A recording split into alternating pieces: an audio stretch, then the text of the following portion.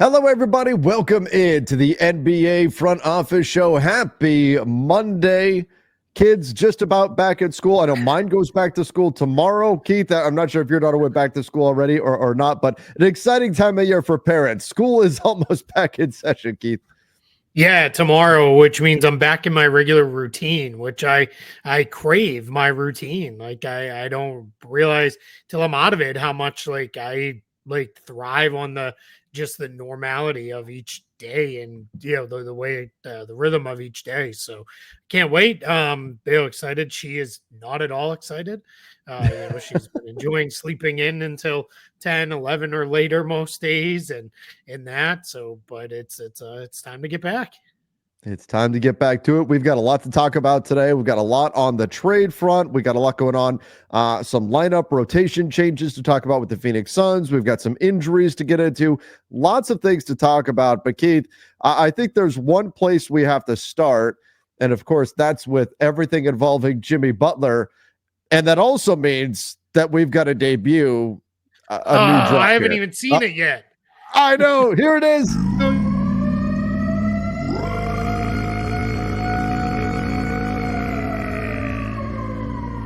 I want to see me get my joy back from playing basketball, and wherever that may be. Can you get your joy back here on the court? Probably not. I love it. I love it. It's so good. So good. The Butler bomb for all of our Jimmy Butler news updates. Had to throw something together there. So, Keith, there's a lot going on with Jimmy Butler. First, the Miami Heat are not going to trade him. Then they tell everybody they're going to trade him. The team that wants to trade for him is the Phoenix Suns, but the Heat don't want Bradley Beal. Does anybody else want Bradley Beal with his no trade clause, a giant contract? The Warriors may or may not be interested in trading for Jimmy Butler. Meanwhile, Butler's suspended for 7 games by the Miami Heat. He's appealing that suspension. I'm sure there's like 5 other things that I've missed just in that little quick synopsis. What the hell is going on with Jimmy Butler and the Miami Heat? That's just what we should title this segment. I mean, you pretty much nailed it. Like that's where we're at. He's the 7-game suspension very much was specific timing because the Heat are now going on a 6-game road trip. So that was the idea, was 1 home game he'll miss, then he misses 6 while they're on the road. They clearly were like, hey, after we saw what it looked like in those couple games there where let's call it what it was. He wasn't exactly going all that hard. They said, we're not going to deal with that while we're on a road trip and let's go. So they suspend him. He fires back through the PA, challenging that suspension. We'll see. My guess is that'll play out. And that's really only about money. It's not about overturning the suspension. It won't be even heard quick enough for that to happen. So he is going to miss these games. But that part is really secondary for Miami and for Butler. It's really about getting that money back if he can recoup any of it. But I think the hope really is let's get a trade before we're even more than a couple games into this suspension. So that's going to be, what we're looking at. And you're absolutely right. Yeah, Phoenix, it seems to be where he wants to be most. It seems like they really want him. But that means Bradley Beal has to go somewhere. We're going to talk a little bit more about Bradley Beal. But the challenge with Bradley Beal, after this season, still owed $110 million, has a player option, but most importantly, has the no trade clause.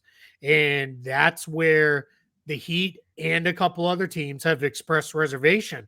It's not so much about acquiring Bradley Beal right now. Yeah, they don't really want the 110 for the next 2 seasons after this one.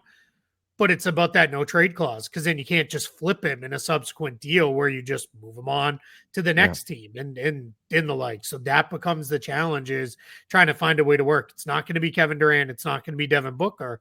So because of CBA reasons and trade rules, it has to be Bradley Beal if Butler's going to go to Phoenix. And that just does not seem to be the way that's going to play out. I think that's about it there with the details we have. So we'll see, where this goes. But yeah, I mean, this is going to be the predominant trade cycle news story until it isn't. What does Miami get back for Jimmy Butler in an ideal world? I mean, this is not a team that's looking to tank or anything like that. I know they've got some draft capital tied up in future trades. They've got a pick that could go to OKC this year. If it's outside the lottery, becomes unprotected next year. If it doesn't convey this year, they've got a future pick owed to the Hornets. Doesn't seem like Miami's in a position to just tear this thing down and rebuild. Yeah, let's talk about So what do that they for get? a second, because we haven't talked about those draft picks Yeah. yet on the show. And there's a couple key things here, right? Well, it may sound great to say, hey, if we miss the playoffs and we get a first rounder this year and we keep it because the pick's lottery protected, that sounds good in theory, because then the Heat end up with a good pick in a very deep draft, maybe even a great pick if they had some lottery luck. But where it doesn't sound so good is then in 2027, because they write stepping rules, so they can't send a pick in 26. So what their renegotiation was, because remember, this pick was initially traded as part of the Butler maneuvering to get Jimmy Butler in the first place, when they had to move Myers Leonard and some other salaries around, and Hassan Whiteside and a bunch of other guys got moved. The Heat sent a pick to the Thunder. They then renegotiated the protections on that pick with the Thunder in a subsequent trade, because you are allowed to do that now if there's another move between the teams. Now what that means, though, is if they keep it this year, in 2027, it goes completely unprotected to the Thunder. And that, or I'm sorry, in 2026, rather, it goes completely unprotected. Then what that means is they can't then send a 2027 lottery protected pick to the Hornets, because they would be sending a pick in 2026. So that would mess up the stepping rule. So that means in 2028, the pick the Hornets get also becomes unprotected. So now you're sending out two unprotected picks in, the short order there, 26 and 28. And that gets really messy. So for those reasons, and the fact that you've got Bam Adebayo, you've got Tyler Hero, you've got significant amount of money, the Heat do not want to bottom this out. They do not want to tank. They want to try to, turn Butler into win now players where they can move this thing forward there. But boy, that's going to be a challenge. Yeah, it definitely is. And I know they've heard a lot of calls recently about Jimmy Butler, but it seems like this is more of, sharks with blood in the water situation, where teams are looking to get a bargain here on Jimmy Butler. They're not exactly offering, from what we understand, they're not exactly offering their best assets to go get Jimmy. And I think there's a lot of reason for it beyond just the awkward trade situation now with Jimmy Butler and the Miami Heat, and teams trying to take advantage of that leverage wise. It's also, it's not all that dissimilar from the Brandon Ingram situation.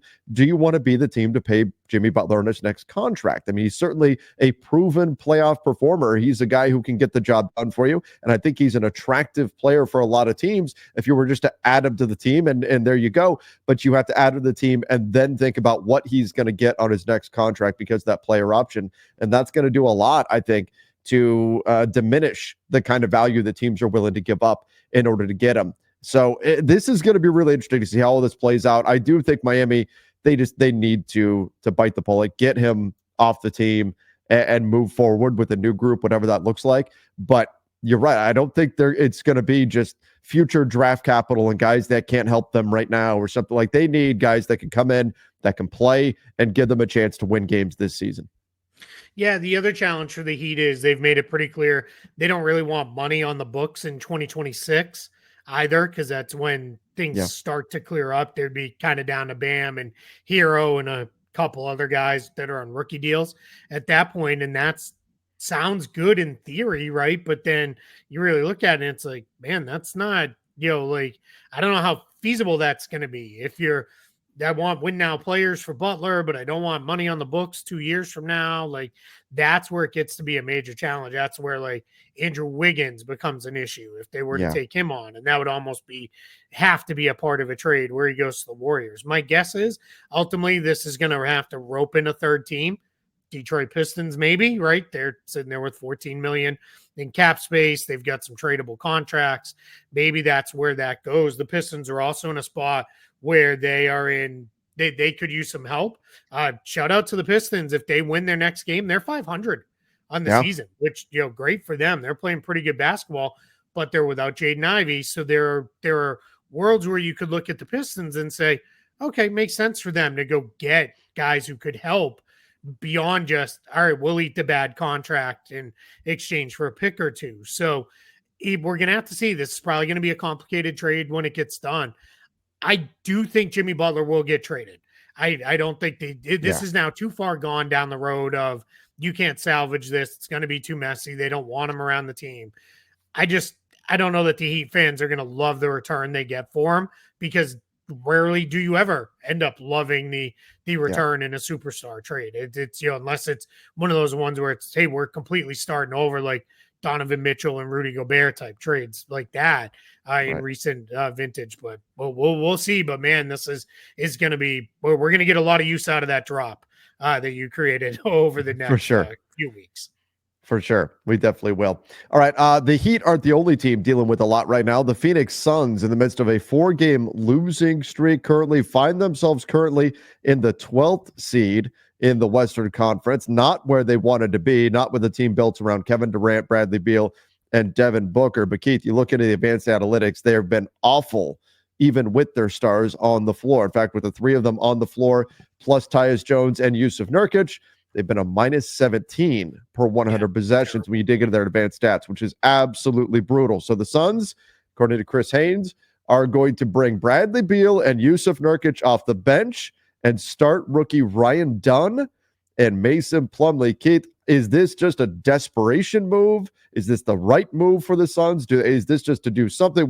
What is going on in the desert that they're benching a former All-Star or bringing a former All-Star off the bench in Bradley Beal, as well as their $18 million starting center in Yusuf Nurkic?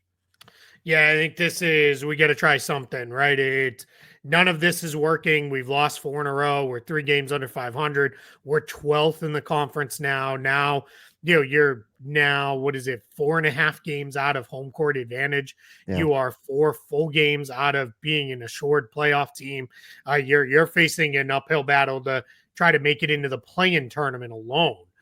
Here, if you're Phoenix, and sure, they can definitely make up that ground. There's plenty of time left, but who, right? This is the conversation we start having. Who's going to fall out that they're going to catch and pass? And lo and behold, look at the Kings, man. They're getting that new coach bounce here where they're 3 wins, starting to play a lot better. I like a lot of the stuff Doug Christie is doing in Sacramento. We can get into that on a later episode. But with the Suns, my guess is we've got enough offense with Kevin Durant and Devin Booker. We need perimeter defense because their perimeter defense is horrendous right now. So that's Ryan Dunn. And we need just somebody who will screen and move the ball and play defense. That's Mason Plumlee, because Nurkic is more of an offensive type weapon than he is anything else. So maybe this gives them the lineup balance because their bench hasn't been all that great either. And now you'll have Beal and Nurkic kind of, they'll come in, my guess is, as Durant and Booker sit. They'll key the second units, and maybe that really gets them, going in that direction. But things are not good in Phoenix, and they're trying to make moves. The problem is, we already discussed all the issues with Beal and trading him, but nobody really wants Nurkic either. Like they're struggling. And remember, as a second apron team, they can't aggregate contracts together. There's a lot of challenges for them in making trades, and that's going to be a huge problem for Phoenix. Yeah, it's going to be a major challenge. I think still at the conceptual level, you have 3 guys in Booker, Durant, and Beal, as talented as they all are. Their best asset, or their best, the best thing that they do is the same thing. They all put the ball in the basket in different ways, and they're not the same player, but that is their best skill set, is putting the ball in the basket. And so I think there's just a lot of overlap there. It's creating some issues, and figuring out how the Suns are going to fix this. They do have some interesting salaries on the books based on the restrictions that were put in front of them by the new CBA, with having 3 $50 million players on their roster.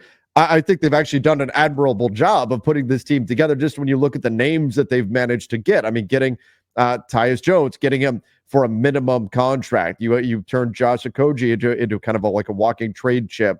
Royce O'Neal's on a reasonable contract. Grayson Allen, you were able to hang on to. They've managed to add some pieces with the CBA that's very much designed to stop them from adding pieces, right? I mean, that's been a big part of the goal of this new collective bargaining agreement, but the pieces just aren't fitting right now.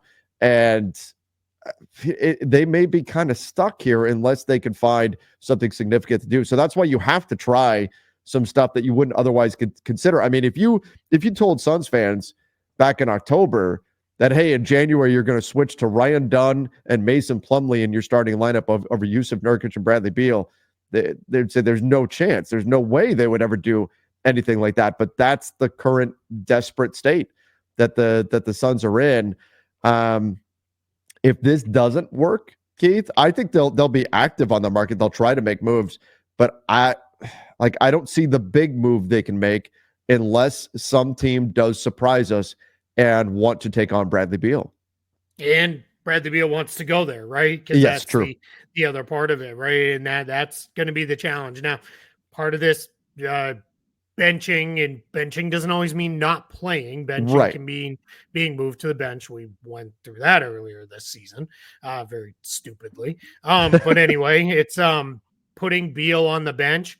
That might be hey, you can either come off the bench here, or you can be maybe a little more receptive to a trade to T-Max. That's interesting, right? It could be part of it. They're making him want to leave. Yeah, I think there's dual motivations here. It is, we got to do something, right? We got to switch it up some way to try to find balance and get something working. And, hey, if this gets Beal bought into, all right, I'm a little more receptive to being moved, great, then that's even better, because this is certainly not in a good place right now for Phoenix. They've got a lot to figure out, and we're halfway through the season now, functionally. Right as we get there, it's we are no longer sitting here saying, all right, well, we got plenty of time left in the season to figure stuff out. You by the time you hit the first of the year and beyond, you got to have a pretty good idea who you are as a team. And the Suns, I think right now, have a pretty good idea. We're not very good, and we're not as good as we should be, especially as the most expensive team in the league. We've got to figure this out. Yeah, absolutely. Yeah, Bradley Beal getting the unwanted house guest treatment. The Suns just set the thermostat to 90 and see if they can get him to waive that no trade clause.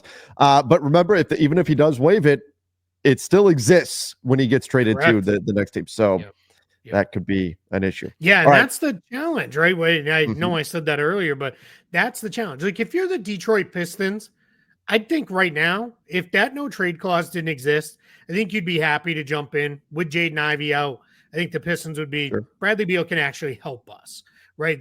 He's actually fits a skill set we need as a guy who can make shots and score and can help us in our push for the postseason and maybe even a playoff spot.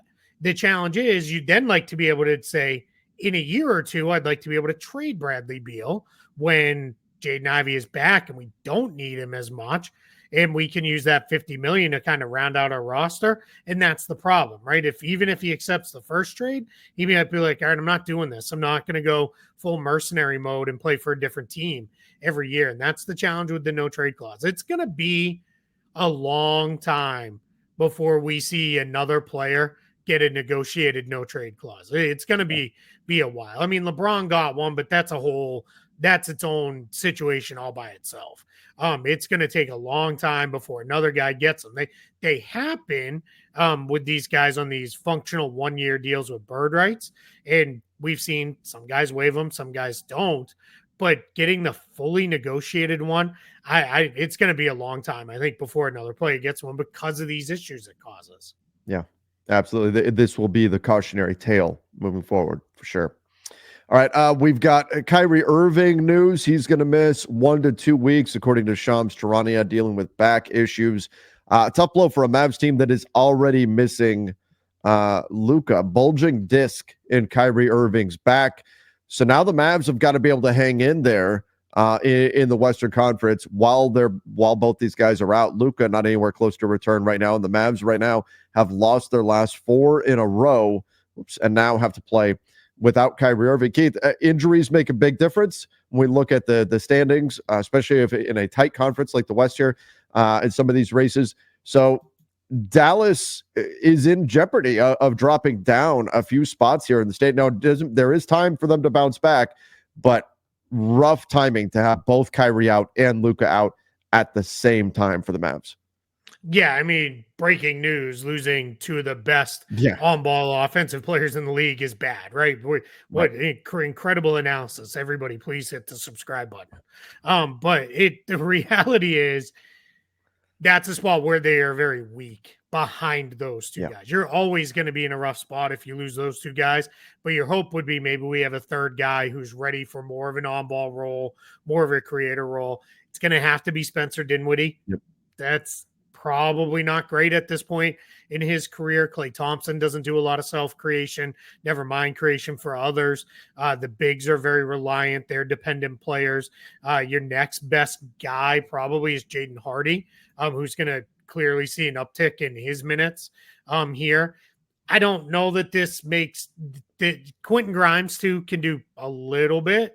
And I mean, maybe they will explore the studio space and say, hey man, it's going to be tough. Let's give him 10 pick and roll ball handler reps per game and see what it looks like. But Jason Kidd and staff are going to have to scheme for buckets now for the Mavericks. And that's a challenge. And does this make them more likely to make a trade? I don't know, because I don't think Kyrie's necessarily going to be out long enough to worry about that. But let's say there was something sitting out there that was a more of a minor move. Maybe this does push, all right, hey, let's make that move now and try to go get, whoever that player is to kind of come in and help us, along the way here, because you are going to be without Kyrie for a couple weeks. Yeah, like if the Nets hadn't already moved Dennis Schroeder, we'd be talking about maybe should the Mavs go try to get him or something like that, something of that effect. Yeah, and that's the idea, right? Is guys who can help after too.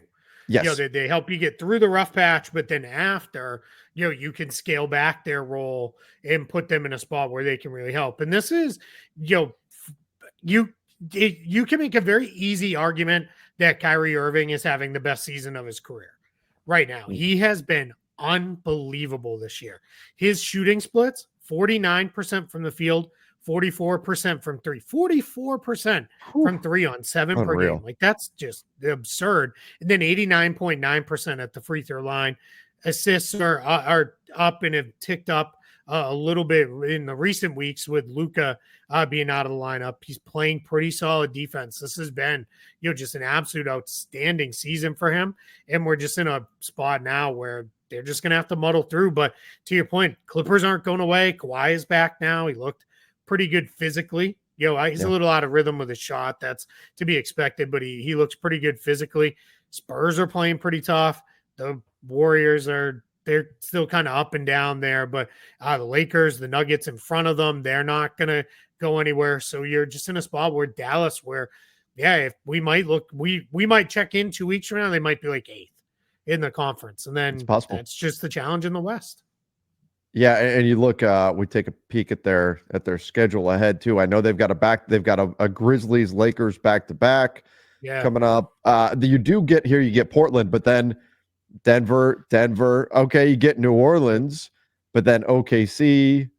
So I mean, there's some winnable games in here. And let's look at the dates on those games too. Yeah, because that Denver, that's only 8 days, so that's not like. They've got like a lot of games in a short period of time. So that's maybe he's back for that second one. But maybe. I mean, you're Portland and New Orleans, you feel pretty good about. But after that, I mean, those next stretch here over the next couple weeks, that's pretty tough. It is. It is indeed. It's a tough stretch. And then hopefully you got to hope that Kyrie is ready to go, that it's not 1 to 2 weeks and then he gets reevaluated and then it's another week. That's where you can start really stacking up some losses. So the Mavs are going to be trying to hang on. In the meantime, the Golden State Warriors now will be without Jonathan Kuminga for 3 weeks due to an ankle sprain, a fairly badly sprained ankle. So this is a blow for them. Maybe it makes Andrew Wiggins that much more important for them here. I know there's been a lot of talk about should the Warriors be willing to move off of Andrew Wiggins. They're reluctant to do so to get Jimmy Butler because they believe Wiggins is a big part of their team right now. But perhaps this makes Wiggins that much more important. I don't know if it changes their efforts on the trade market much or anything like that. I do think this Warriors team needs to make moves. I think they've got the right contracts to make moves out there on the market. They do have some future draft capital that they could part with. They also have Jonathan Kuminga, who a number of teams would like to get, but now he's not going to be on the floor for 3 weeks. And like we were just talking about with the Mavs, this is a team that's fighting for positioning in the Western Conference. And so this is they're going to have to find a way to tread water. And I mean, after a great start, the Warriors have definitely slipped considerably, Keith. Yeah, and the Schroeder trade is not paying the immediate dividends they hoped. Him and Curry, I don't understand starting them. Like, I would have brought Schroeder off the bench. You could still bring him off the bench and get him 30 minutes a game.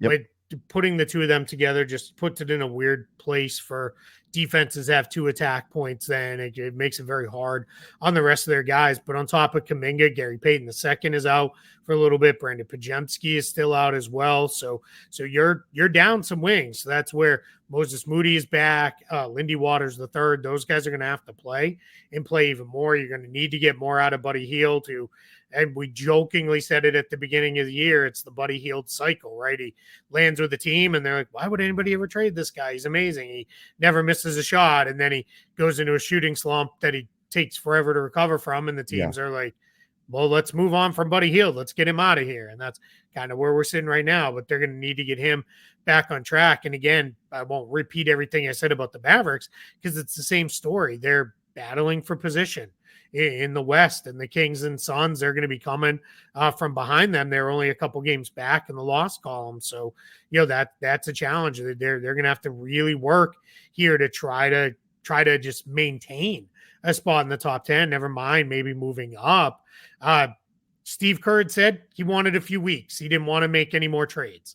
Right. And I think that was specific to, he didn't say it, but I think that was to the Jimmy Butler rumors. Yeah. And I think that is more of, hey, like my team, can I get a look at what it looks like with Dennis Schroeder in the mix? And they're just not getting it right there. Now you're not going to get it. So maybe this does make them a little more likely to move sooner rather than later, because you're not going to get those few weeks. Because by the time Kaminga gets back, we're really about a week and a half from the trade deadline at that point. And that's going to be the challenge. And that's, again, if he's back in 3 weeks. If it's 3 weeks we reevaluate, needs a week of ramp up, now we're at the trade deadline, basically.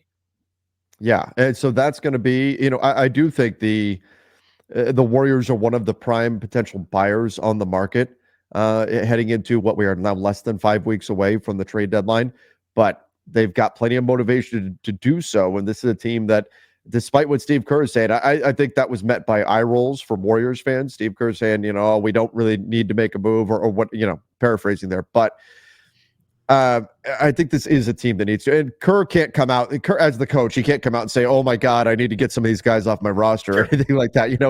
He obviously can't do that. But nonetheless, I think this is a team that could use some moves, could use some firepower brought in, and need some luck with some health. Because like you said, they are missing a bunch of guys and it is taking its toll right now. And that's, we're right back where we started last year with the Warriors sitting in the 9 seed in the West, and now they're in the play-in, and this is not where they want to be at this stage of Steph Curry's career for sure. Yeah. And they were winning with depth early in the year. Like, Curry was good, Green was good, Wiggins was good, but it was really playing 10, 11, 12 guys a night in overwhelming, especially on those teams' second units. That's where they were really pushing him and winning with that. And now that's started to drop off, and that's where, again, it'll start to be a little bit of a struggle for them, because now that depth is, not only is it not performing, but a bunch of it's out of the lineup as well. Yeah, exactly. All right, let's jump over to Pawnee. The Indiana Pacers want Cam Johnson, another team to add to it feels like everybody is in on Cam Johnson. Maybe they should be, because he can fit pretty much anywhere. But the Pacers, a team that's interested in getting Cam Johnson. Look at Indiana. We talked about him as not a true, they made the Eastern Conference Finals last year, but not the quality of team you'd typically think of as a conference finals squad, but certainly a team that was on the rise. And now they're 500 right now in the East this season. It's been kind of up and down, right? I mean, Tyrese Halliburton hasn't been quite as good, at least not consistently good, as you would hope, but they are a team that may make a move. Now, Keith, as I recall, the Pacers aren't typically a team to make midseason moves, but a little more so recently, right? They made the Siakam trade a year ago. Sure. So that was obviously a pretty huge swing there. But yeah, they've been more of they tend to be a little more conservative in season. It's more tinkering around the edges type of stuff. But, the Siakam trade, they did make the Thomas Bryant trade, earlier this year, but, right. Pretty minor trade. But yeah, I mean, Cam Johnson would be a big swing. And that's with the Siakam trade. they did not have to give up a monster haul for him because the Raptors were kind of, all right, we're He's done leaving. anyway with him at the end of the year. But what you are in a position with Cam Johnson, again, not going to be a monster haul, but you're dipping deeper into your asset chest.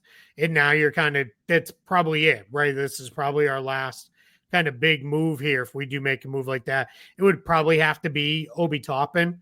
My guess is a big chunk of that trade. And then who else is in there? Maybe Jarris Walker, Ben Shepherd, something like that for the Nets. But yeah, I mean, it makes sense for the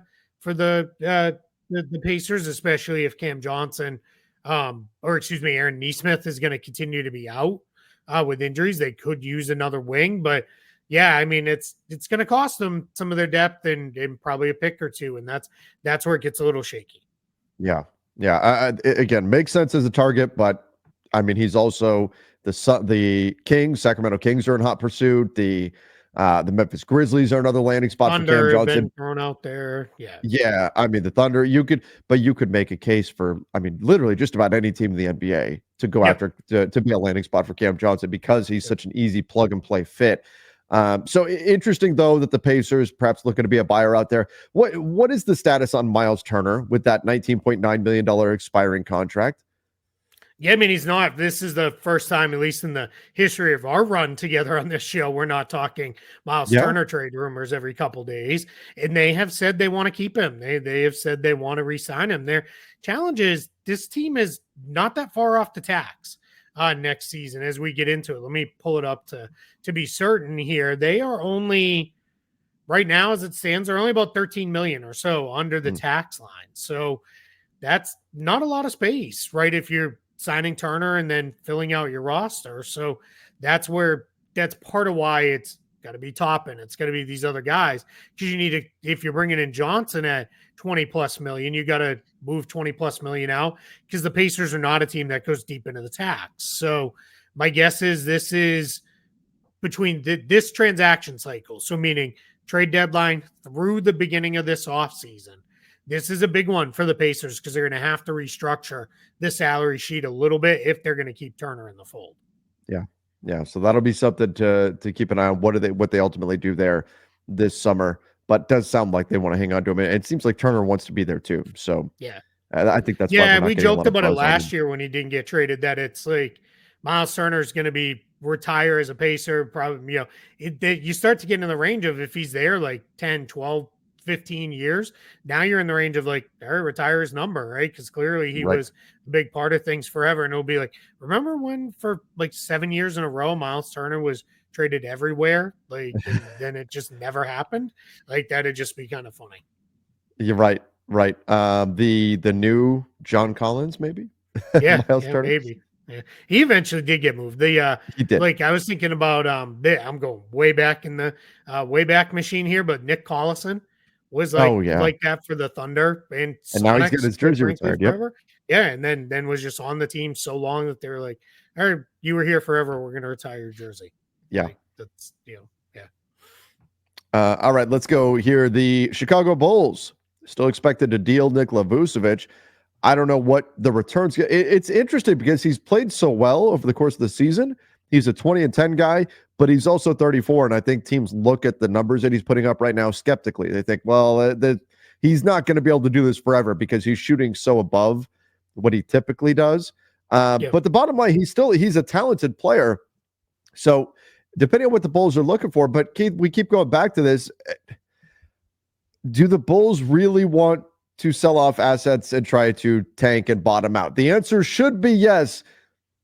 But it's the Bulls, and you just never know for sure what they're going to do here.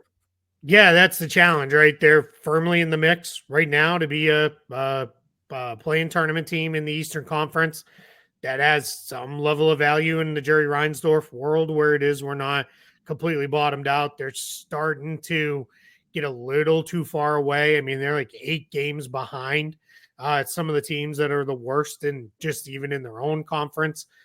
That's a challenge, right? You're probably not making up 8 games at this point. So if you're not going to drop far enough where you feel really good about your chance of keeping your draft pick, which I believe is top 6 protected, The Bulls If pick? I have that It's correct. top 10 protected. Top 10, my bad.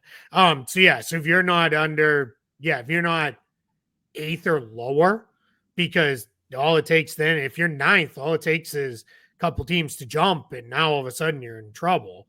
So if you're not like eighth or lower, it starts to be, well, what's the point, right? Let's just keep our guys and see what we can do.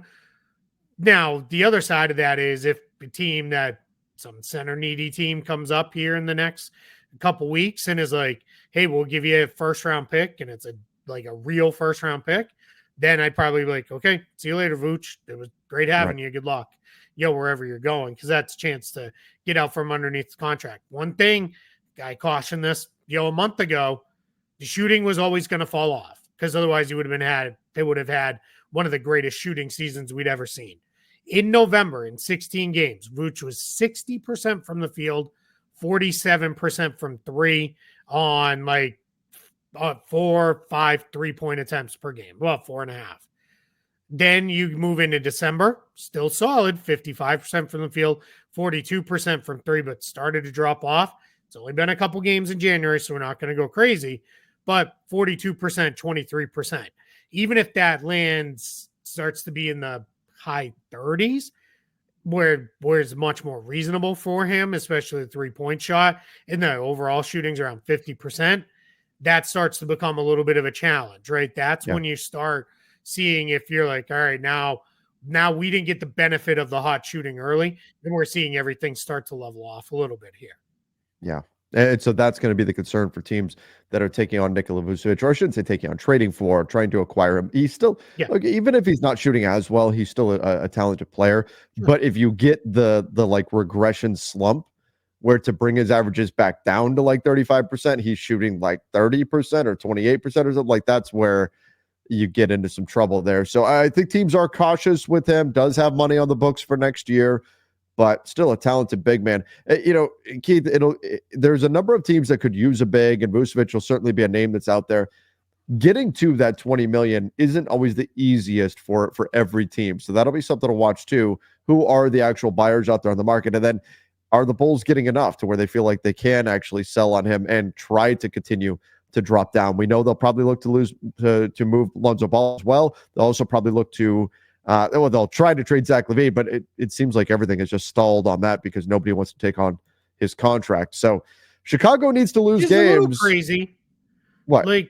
The Zach LaVine stuff has now almost gone too far for me, where it's he's healthy and he's playing great. Does Zach LaVine is he overpaid? Yes. Is there still some level of health concern? Sure. But he's been healthy. He's played really well. I think for me, he's much more of a neutral asset now than he is this wildly negative. The Bulls have to give up picks to get off his deal. He's proven he's healthy. He's played pretty well for a Bulls team that is, they're not good. I'm not going to suggest that, but they're not terrible either. And he's done a nice job. I think it's gone a little too far with that one. I'm with you on the Lonzo Ball piece. That one just makes sense. They have 9 million guards on this team still today. That's why I think Talen Horton-Tucker is going to see his deal become fully guaranteed tomorrow because they like him. He's a regular rotation guy. They're regular. If you watch the Bulls, they play Vooch and Jalen Smith and then a whole bunch of wings and guards. And that's pretty much it. They play just the two bigs, and Patrick Williams is then the only other semi-big on the roster that sees minutes, and then it's a lot of 3 and 4 guard lineups around one big. I will say this with Vooch. One thing that I think helps the Bulls, we talked about it. Miles Turner not on the market. It wasn't one of our talking points today, but Jakob Poeltl is a guy whose name was kind of out there, and Mark Stein reported and matches kind of what you're hearing the buzz. Raptors are kind of, we're good. We're good to hang on to him. Again, doesn't mean they wouldn't trade him. It's just we're not getting any offers that we like, so we're going to hang on to him. That leaves Vooch is kind of the only center on the market right now, which Valanciunas is out there to some extent, but that's kind of it. So, where does that go? Who is really interested? That's going to be the thing, because as you kind of look around at all the playoff teams, who really needs a center all that badly? One of the teams we've heard about, which could be a pivot if they miss out on Jimmy Butler. Could be the Warriors for Vucevic. Yep. He'd make a lot of sense there because you've got the defenders around him to kind of cover for him and protect him, and he'd fit in really, really well with them offensively. But that at least helps the Bulls out a little bit that they've kind of got the guy right now available on the market at the position. Keith, there's a report going around from John Gambadoro right now. Different topic here, but that the Grizz and the Bucks are among the teams that are in trade discussions right now for Jimmy Butler. The Bucks, that's a new one. How do the Bucks get that done? Yeah, they can't really. I mean, they're a tier 2 apron team. Mm-hmm. And that's the problem is I don't know how they would get there. Right. Like that's the challenge. I think he said, I'm looking at he waived the no trade clause for LA. That's probably either of the LA teams. Right. In the Miami or Denver. So, yeah, I mean, cool that he'd waive it. Miami doesn't seem to have any interest, and Denver doesn't make any sense. Like that's right. I don't know. But yeah. So that would get, that's how, what basically Bradley Beal will say, I'll go to the LA teams, I'll go to Denver, or I'll go to Miami. But if none of those 4 teams want him, that it's almost impossible for the Suns to get Jimmy Butler if Bradley Beal only has 4 teams he'll waive his no trade clause for, and none of those 4 teams want Bradley Beal. So they would. And here's and just look at the challenge right here. It has to be Giannis or Lillard. Yeah. And it would have to be them plus like DeLon Wright. They can't aggregate salaries. And that's it. I mean, and that's how you get there. But like, that's not like, you're not trading Giannis or Dame for Bradley Beal. So good luck with that. Like, there's no other way. I mean, there is constructions where if they could get off, let me look at something here real quick. They're only about 6.5 million over the second apron. So if they did something like Bobby Portis into the Pistons cap space or Pat Connaughton into the Pistons cap space, they'd get themselves under the second apron. Then you could do like Middleton and Lopez for Beal or something like that. But now you're talking about chain and trades together and just a bunch of stuff that I don't think is overly likely to be how it plays out. Agreed. Well, anyway, fun. Just a little. I mean, nonetheless, like more pieces to the puzzle. Sure. Yeah. I mean, good luck winning in the playoffs with a Beal Lillard defensive backcourt. Like that's pretty bad. So but whatever. All right, let's go here. The 10 days and guarantees. Keith, what are you seeing there? We're now into 10-day contract range here. Yeah, so with the 10-day contract started yesterday, we have not seen any yet. The vast majority of teams with an open roster spot are teams that are into the tax, deep into the tax, trying to lower their tax bill, like the Pelicans or the Warriors or the Knicks, those kind of teams. So don't know that we're going to see any immediate movement on a 10-day, but teams are free to sign them now. And then all contracts guaranteed tomorrow. So there's a handful. I have an article up about 10-day call-ups to watch that posted at the end of last week. That's on Spot Track. And then I also have one that posted over the weekend about there's 23 players with a partial or non-guaranteed contract right now, and you can see what I think is going to happen with them. A handful of those guys I do think are going to get waived, but the vast majority will see their contracts become fully guaranteed. Yes, the league-wide guarantee date is January 10th. That's the date everybody knows, but it's really the 7th functionally, because if you're not waived by end of business on the 7th, you won't clear waivers in time, and then that would trigger the guarantee. So it's really tomorrow, Tuesday the 7th, that you're going to see teams. A couple of them may make moves later tonight. Could be a thing that we see. Sometimes that happens, but it'll either be, today, tomorrow. You're going to see a handful of contractual related moves that happen. Pacers are a good example. Last year, they waived James Johnson and then brought him back later because they were able to bring him back after they cleared a little bit more wiggle room under the tax line and made their trade deadline moves. Bruno Fernando's not playing. He's on a non-guarantee for Toronto. It'd be better for Toronto to either convert a two-way guy or to cycle through some guys out of the G League and the like. So those are going to be the moves we're going to see. Pistons made a couple two-way moves. We'll just add this in here. One of them, Ron Harper Jr., He was playing really well for the Celtics G League team. Keep an eye on that one just because he plays the spot that Jaden Ivey plays. And with Ivey being out, they could use another guard in the mix. I would not be surprised if Ron Harper Jr., once he's comfortable in Detroit, sees some rotation minutes despite being on a two-way. And then they're bringing in Tolu Smith as a big guy there. Cole Swider, your former Laker guy there, got moved. And then Alondas Williams, who is he's a guard, but never has quite been able to put it together the way teams hope for. Both of those guys get moved on as Harper and Smith come in and take their place. All right. So we could see a little bit of activity, obviously more peripheral activity here, but coming up in the next 24 hours here. So Keith, that was a lot. There was a lot going on over the weekend in the NBA. And that's the exciting part about this time of year. You just never know when stuff's going to happen, when news is going to break. I hope we get a lot of use out of the Jimmy Butler drop, but he could get traded 30 minutes from now. That could happen. And that would be fun too. So that would be fun. Hey, if creating the drop pushes it into existence and it happens, we'll take it. But if not, now we get a fun drop to play over. Because I'm the one that has to create the drop. You'll take it. Yeah, well, that's true. Yeah, I mean, hey, you're not busy or anything. Lakers don't play today. You're fine. I'm you fine. have nothing to do. I got a full 30 minutes of sleep last night. All is well.